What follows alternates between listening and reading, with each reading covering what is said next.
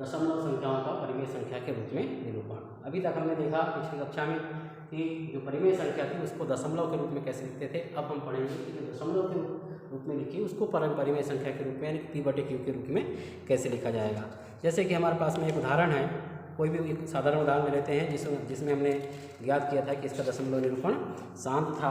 तो शांत दशमलव में वाले में हमारे पास में आया था जैसे 0.36। एग्जाम्पल लेते हैं हम 0.36।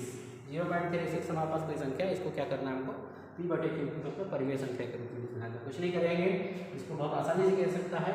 जब हम देखेंगे कि 0.36 जो लिखा हुआ है अंश में, उसमें दशमलव के बाद के कितने अंक हैं। तो दशमलव के बाद के अंक जितने हैं दशमलव का हम 1 लिख देंगे और दशमलव के बाद जितने भी अंक लगे हैं उन अंकों की जगह पर हम 0 रख देंगे। तो यहाँ से संख्या अपनी दशमलव हट जाएगा और संख्या हो जाएगी हमारी 36/100।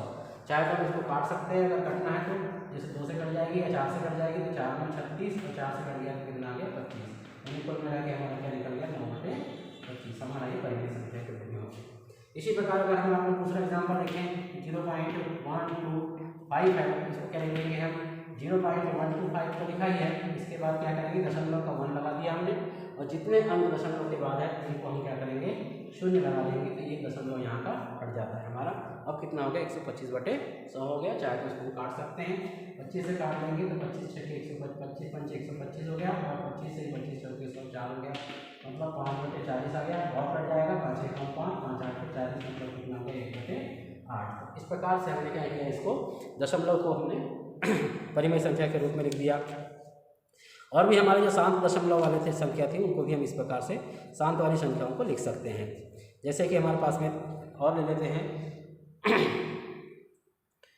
दूसरा उदाहरण के रूप में एग्जाम्पल है हमारे पास 2.32 है। इसको क्या करेंगे हम, पहले तो 2.32 हमने लिखा था, दशमलव का 1 लगा दिया हमने और दशमलव 2 अंक थे तो हमने यहाँ पर 2 शून्य दे दिया, तो यहाँ का दशमलव खत्म हो गया। अब हमारे पास क्या आ गया 225/100। चाहे तो हम इसको काट सकते हैं, 2 से कट जाएगा 100, 2 1 कम 2 2 1 कम 2 2 1 कम 2 और 2 बचा 2 6 के 12, 2 से कटने में 116 बटे कितना आ गया 50। अभी और कट सकता है 2 से, ये हो गया कितना 2 पंचे 10 2 8 16 और यहाँ पे हो कितना 25। अब और नहीं कर सकता, ये हो गया हमारा 58/25। इस प्रकार से हम जो शांत दशमलव वाली संख्या थी उनको हम इस प्रकार से परिमेय संख्या के रूप में व्यक्त करते हैं। आगे देखते हैं कि अगर अशांत दशमलव के रूप में हो तो अशांत दशमलव के रूप में जो लिखी हुई संख्या है इसको हम किस प्रकार से परिमेय संख्या के रूप में व्यक्त करेंगे। उदाहरण के लिए हमारे पास में 0.6। अब 0.6 को हमको P/Q के रूप में लिखना है। तो क्या करेंगे हम, सबसे पहले देखेंगे कि कितने अंकों पर बार लगा हुआ है। बार मतलब कितनी संख्या इसमें रिपीट हो रही है। तो अभी दशमलव के बाद कितने अंक रिपीट हो रहे हैं, केवल 1 अंक, यानी इसको हम ऐसा लिख सकते हैं 0.6666666। ये पता नहीं कितने बार आया होगा इसलिए हमने उसको लिख दिया था बार। हम इस संख्या को मान लेते हैं x के बराबर, माना x बराबर 0.66666 प्रकार से चला गया, ये x के बराबर मान लिया।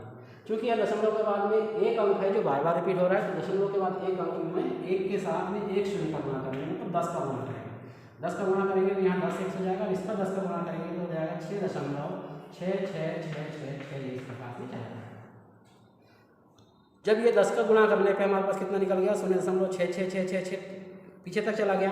तो हम क्या करते हैं, ये जितने अंक हैं इनको फिर से हम क्या कर देंगे, हम x के रूप में कह देंगे, मतलब 6 दशमलव फिर से कितना आ गया ये अपना 6 के बाद में जो संख्या रिपीट हो रही है वो x बराबर 0.6 लिया था, तो दोनों तरफ 10 का गुणा हो रहा है तो 10 का गुणा यहाँ पर भी हम कर देते हैं। पहले यहाँ दशमलव पे 10 का गुणा कर देते हैं, ये हो गया 10x बराबर कितना हुआ हमारे पास में 1 अंक दशमलव का इधर आ गया तो 6.6666 बार, मतलब 10x बराबर कितना हो गया 6 दशमलव, फिर से इसको हमें चूँकि x माना है तो 6 दशमलव फिर से ये x के रूप में आया। अब x क्या था हमारा 0.6 बार था, तो मतलब इसमें कितना जुड़ गया x जुड़ गया है और यहाँ पर हम लिख दिया 6 x। तो कितना हो जाएगा, इसको वापस ला लो तो कितना हो जाएगा हमारा ये 10x माइनस आके x बराबर कितना निकल गया 6। 10x में से x गया कितना बचेगा हमारे पास में, अब 9 बच जाएगा। तो यहाँ आ गया कितना हमारे पास में 9x बराबर कितना 6। अब 9x बराबर जो 6 आया है इसमें क्या करेंगे हम x का बराबर कितना निकाल देंगे 6/9। 9 भाग दे देंगे या काट देंगे तो 2 से कट जाएगा, 2 3 दूनी 6 और 3 3 9 यानी क्या करेंगे यहाँ पे 2/3। इस प्रकार से 2/3 किसको मान x किसको माने थे हमने 0.6 बार को माने थे, तो आंसर आ गया कितना हमारा 2/3 के रूप में। तो इस प्रकार से हम जो है अशांत दशमलव वाली जो संख्या है उनको भी हम परिमेय संख्या के रूप में व्यक्त कर सकते हैं। आइए दूसरा उदाहरण और एक लेके देखते हैं।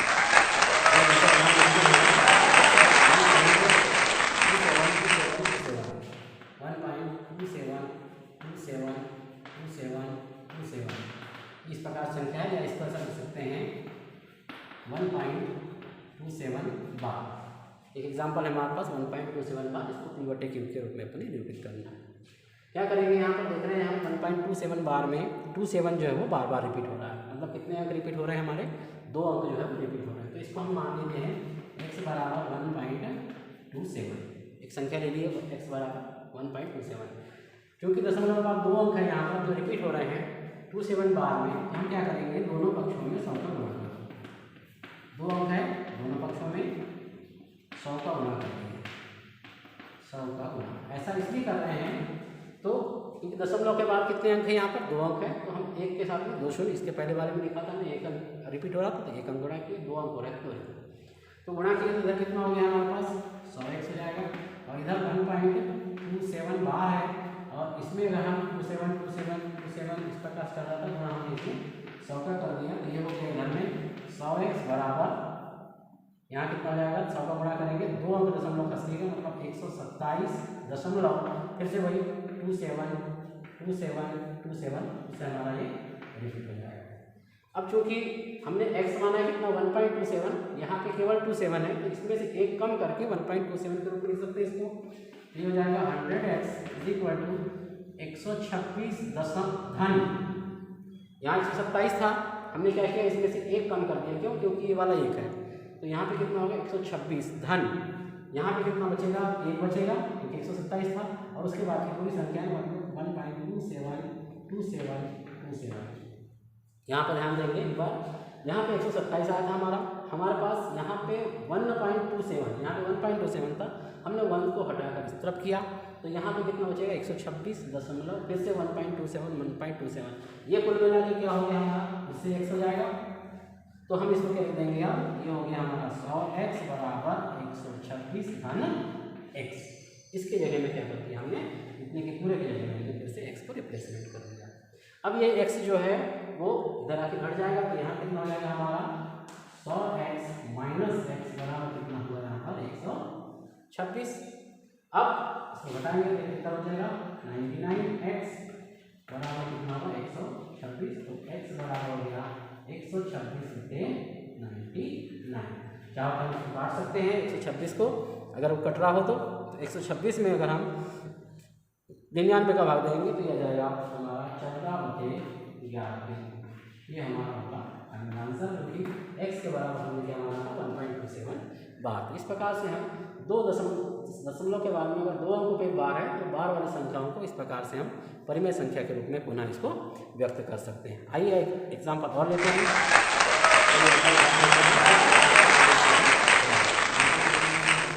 बार लगा हुआ है जिसको भी हमको परिमेय संख्या के रूप में व्यक्त करना है, जो कि दशमलव के रूप में है।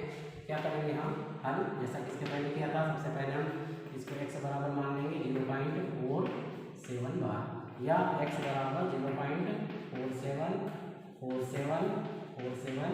प्रकार से बढ़ता चला गया। अब चूंकि यह दशमलव के बाद में कितने अंक रिपीट हो रहे हैं 2 अंक रिपीट हो रहे हैं, तो 2 अंक रिपीट होना मतलब हमको फिर से क्या करना है, बस में 100 का गुणा करेंगे। तो सबसे पहले लिखेंगे हम यहाँ पे 100 का दोनों पक्षों में गुणा करने पर इधर कितना हो जाएगा हमारा 100x हो जाएगा, और इधर दशमलव का गुणा करेंगे 0.47 और यहाँ पर गुणा कर दिया हमने 100 का, तो क्या जाएंगे 100x बराबर 2 अंक जाएंगे 47 पॉइंट, फिर से वही 47 इस प्रकार से आगे बढ़ रहा है। क्योंकि यहाँ फिर से 47 आ रहा है, तो यहाँ लिखेंगे हम 100x = अब यहाँ पर 0.47 को माने मतलब ये कितना हो गया, यहाँ से हम हमारे पास में 47 फिर से रिपीट हो रहा है, मतलब यहाँ क्या हो जाएगा अपना ये 47 फाइन प्लस ये पूरा कितना हो गया, फिर से x हो जाएगा, यहाँ पे हम x लिख देंगे, इधर आके घट जाएगा, यहाँ हो गया 100x minus 100x minus x is equal to 47। अब 100x में से x घटाएंगे तो यहाँ पे कितना हो जाएगा 99x इज इक्वल टू 47 या x इज इक्वल टू 47/99। ये हमारा आंसर हो गया। जैसे x के बराबर हमने माना था कितना 0.47, आंसर हमारा निकला x बराबर कितना 47/99। इस प्रकार से हम दशमलव वाली जो अशांत दशमलव वाली संख्या थी उनको भी हम परिमेय संख्या के रूप में ज्ञात कर सकते हैं। दशमलव के बाद के अंकों के आधार पर हमको उसमें 10 का गुणा, 100 का गुणा या 1000 का गुणा भी किया जा सकता है। इस प्रकार से अन्य प्रश्नावली के सवाल है जो आपको